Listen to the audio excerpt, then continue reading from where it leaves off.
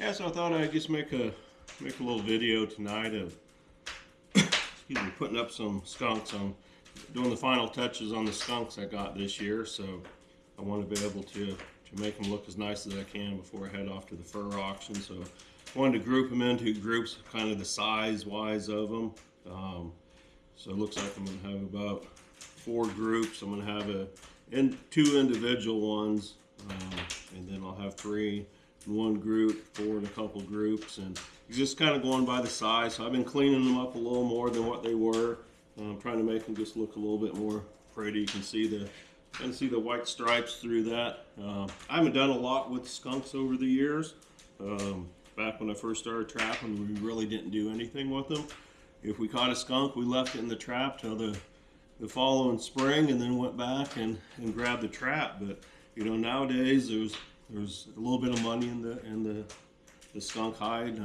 It's not a lot, but you know, you get a couple of them, you got a tank of gas. So that's kind of how I look at it. So plus you take the scents out of them and stuff, and make some good lures for coyote and fox and bobcats, and you can use the meat for a little lure bait and stuff. So there's a lot of stuff you can do with the skunks now. So I actually was targeting skunks this year while I was out coyote and fox trapping in the fall, and shoot, I think I picked up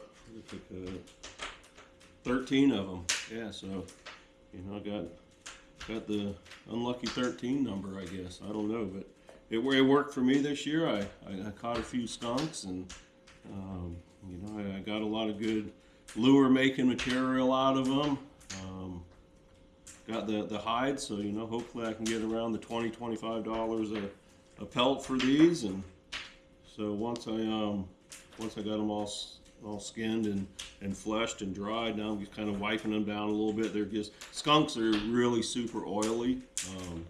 You know, they're fat animals, so they're kind of like the beaver and the raccoon. They've got a lot of fat on them, so get all that pulled off and get them dried and get them grouped together. So I'm gonna be getting these grouped together and heading to the fur auction. So I do have one here that I skinned with the fur out.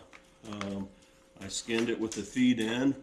I wanted to try something a little different with one of them, just to see if the market brings a little bit more money for the skunk with the feet in. You know, I hear people talking about, you know, there is a market for selling fur with the feet in, for people wanting to tan them to make wall hangers and stuff. So I thought, you know, what the heck, I'm gonna go ahead and do at least one of them with the feet in.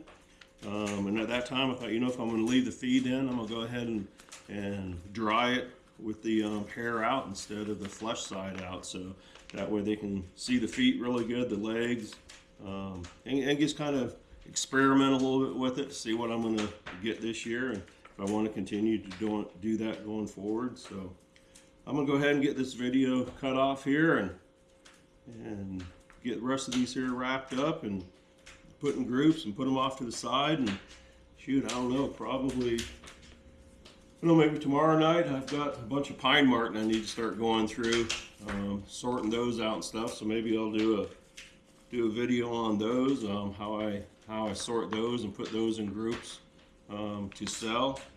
I don't want to sell them all in one big group, and I don't want to sell them all individual either. So you know, around that 10 mark is probably what I'm going to be looking for. And I do something a little different with my pine marten than a lot of people do.